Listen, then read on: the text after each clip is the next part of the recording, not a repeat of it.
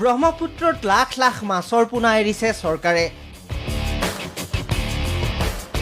নদ নদীত মাছৰ পোনা এৰিবলৈ 87 লাখ টকীয়া আঁচনি। বিশ্বাস হোৱা নাই নেকি আপোনাৰ? চাওক এই দৃশ্য। মন্ত্ৰীয়ে নিজেই মাছৰ পোনা এৰিছে ব্ৰহ্মপুত্ৰৰ ঘাটত।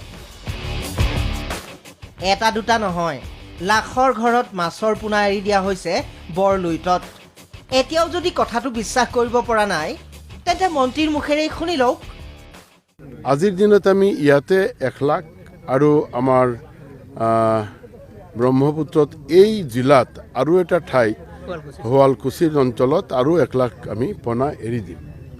এইখন বোলে চৰকাৰৰ নতুন আঁচনি, মানে পানীত পইচা পেলোৱা। নহয়, ব্ৰহ্মপুত্ৰত পইচা পেলোৱা নতুন আঁচনি চৰকাৰৰ। ৰাজ্যৰ 22খন জিলাতেই চৰকাৰে পানীত পেলাব লাখ লাখ টকা। আমাৰ অসমত 22খন জিলাত আমি 29 লাখ পোনা এৰিম। ইয়াতে মূল আমাৰ খৰচা হ'ব 87 লক্ষ টকা। গুৱাহাটী বা শুৱালকুছিতে নহয়, বৰাক ব্ৰহ্মপুত্ৰৰ লগতে সৰু সুৰা নৈ জান জুৰি সকলোতে লাখ লাখ টকা ব্যয়েৰে এতিয়া মাছৰ পোনা এৰিব চৰকাৰে। আমি বৰাক ব্ৰহ্মপুত্ৰ আৰু কিছুমান সৰু সুৰা নদী আছে বা জান জুৰি আছে, ইয়াতে আমি এৰিম। আমাৰ স্থানবিলাকো নিৰ্ধাৰিত হৈছে।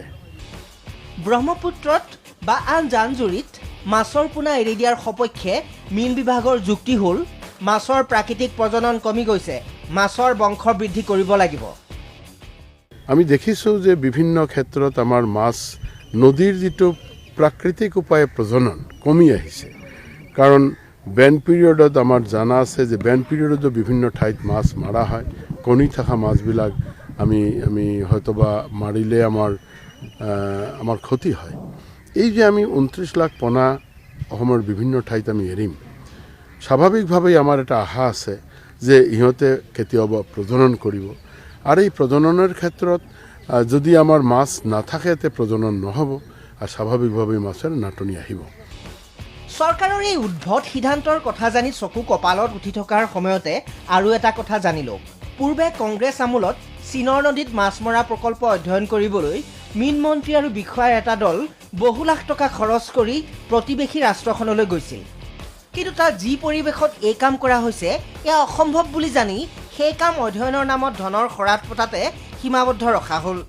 এতিয়া যেনিবা বিজেপি চৰকাৰে কংগ্ৰেছৰ সেই উদ্ভট আঁচনি সাকাৰ কৰাৰ পৰ্ব আৰম্ভ কৰিলে। মানিব লাগিব কিন্তু